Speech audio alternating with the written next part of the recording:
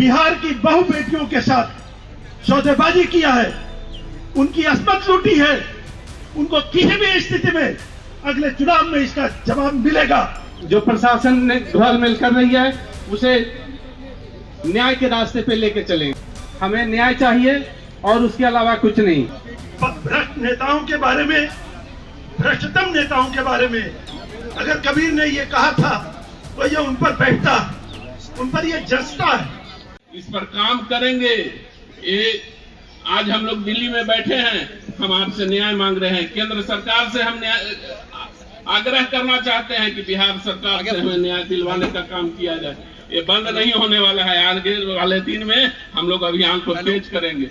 इसी के साथ मैंने देख लिया भैया, मैं निकल धन्यवाद। जय हिंद।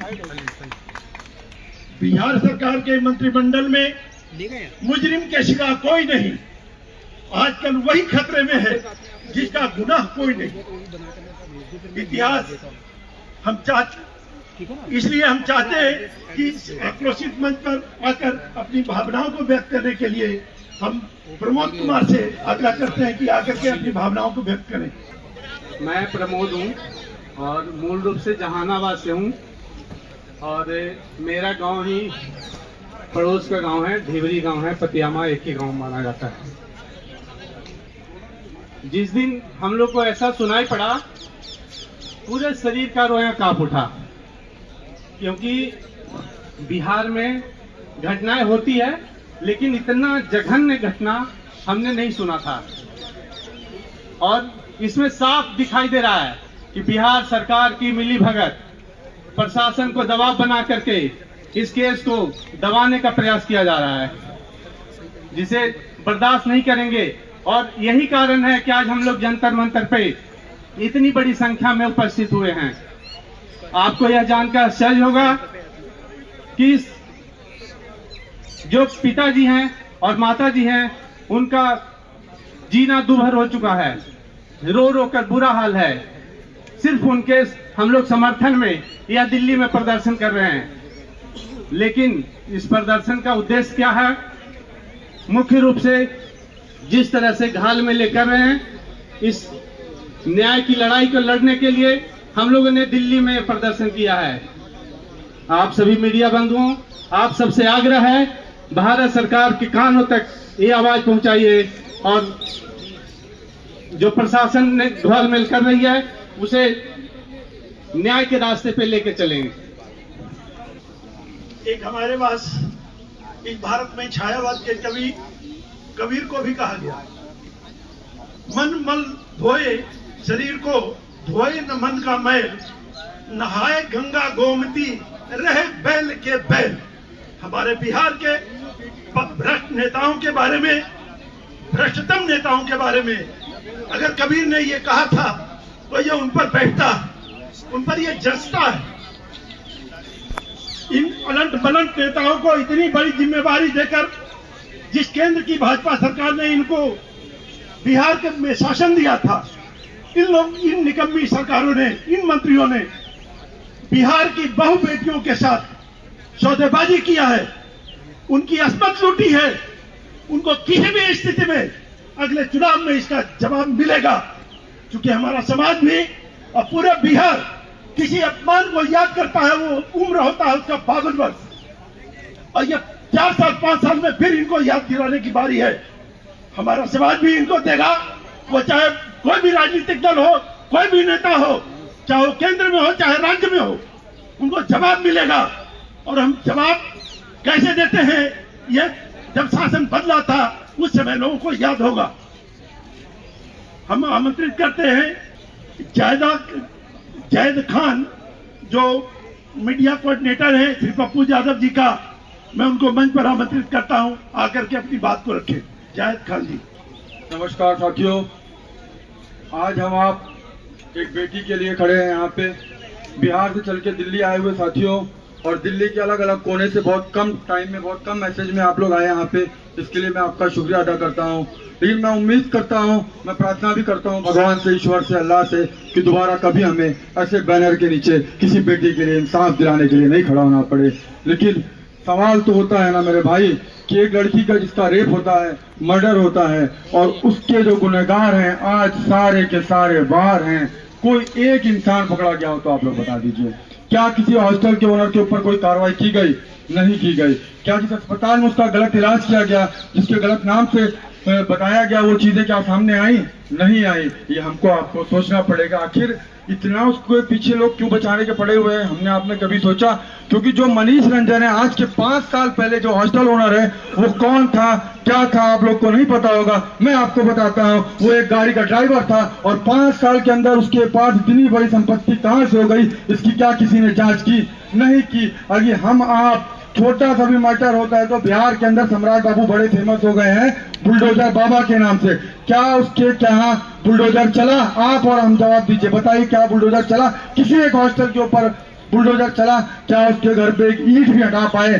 क्यों नहीं हटा पाए? ये हमको आपको सोचना पड़ेगा। इसके पीछे कौन लोग हैं, कौन लोग हैं जिसके लिए पुलिस भी उनकी गुलाम बनी हुई है, अस्पताल का प्रशासन भी उनके पीछे है, और सत्ता पक्ष के सारे प्रवक्ता और बड़े बड़े टीवी चैनल के एंकर उसकी तरफ से बैटिंग कर रहे हैं। इस माँ के लिए, इस माँ का, इस बाप का आंसू क्यों किसी को नहीं दिखाई पड़ता?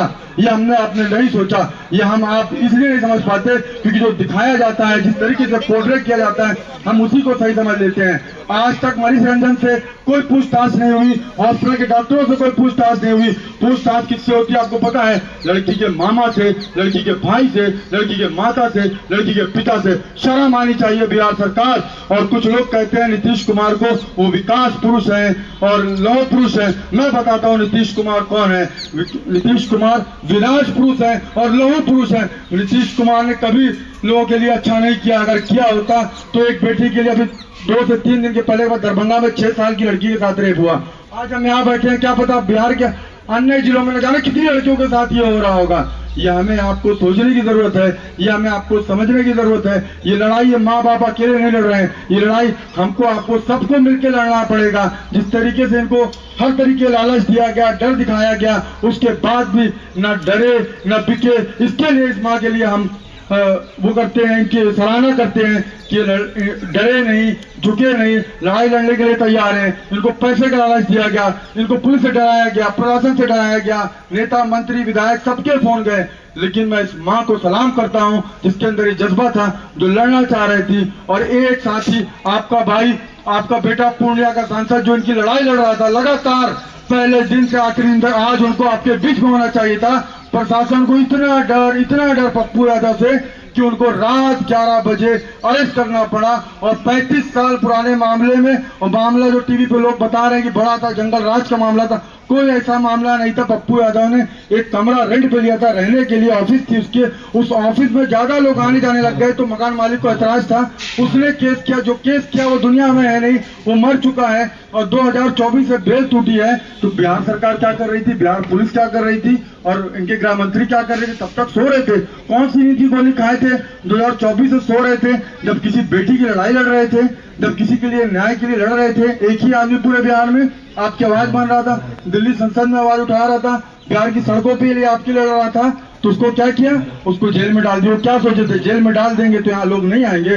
एक एक इंसान बच्चे के लिए खड़ा है, एक एक इंसान पप्पू यादव बना हुआ है, और एक एक लोग यहाँ जितने खड़े हैं सब उस बच्चे को इंसाफ दिलाने के लिए आए हैं, और ताकत के साथ आए, और हिम्मत के साथ आए, और ज्यादा मजबूत के साथ आए हैं। कितने लोगों को आप जेल में डालिएगा? मैं कहता हूँ ना, बुला लीजिए बगल में पार्लियामेंट डिस्ट्रिक्ट थाना, आप कितने लोग को अरेस्ट कर सकते हैं? यहाँ सब लोग खड़े हैं, सब लोग लड़ाई लड़ेंगे। कोई एक आदमी आपसे डरने वाला नहीं है, झुकने वाला नहीं है, बिकने वाला नहीं है। और ये जो साजिश बिहार की खाकी और खादी मिलकर कर रही है, उसमें हम उनको कामयाब नहीं होने देंगे। वो मुंह के बल गिरेंगे, उनको नाकामयाब होना पड़ेगा। एक ना एक दिन आप देखिएगा सच्चाई सामने आएगी। जिसको भी वो लोग बचाने की कोशिश कर रहे हैं, कौन मंत्री है, कौन मंत्री का बेटा है, सबको पीछे से पता है कि किसको बचाने के लिए बैटिंग की जा रही है। बचेगा कोई नहीं। जो कहते हैं ना गांव देहात में, ऊपर वालों के यहाँ देर है अंधेर नहीं है। आप लोग सब करिएगा, सब कुछ सामने आएगा। ये लड़ाई हम आप आज तक की लड़ाई नहीं है, ये जहां तक लड़ी जाएगी लड़ाई, आखिरी दम तक, आखिरी सांस तक हम सभी लोग लड़ेंगे लड़ाई इस बच्ची के भाई बनके, कोई पिता बनके, कोई चाचा बनके, कोई मामा बनके हम लोग खड़े हैं।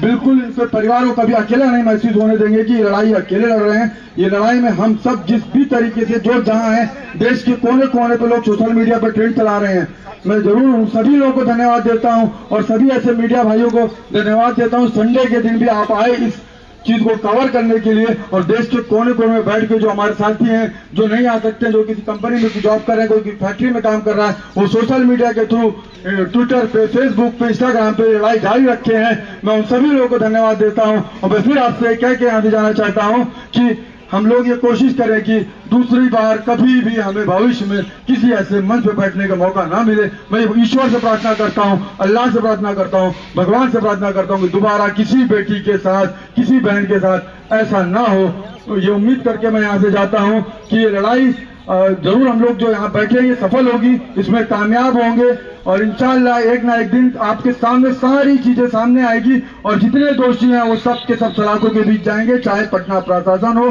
चाहे हॉस्टल का ओनर हो और चाहे डॉक्टर, कोई नहीं बच पाएगा। ये लड़ाई हम आप मिलकर लड़ेंगे। जय।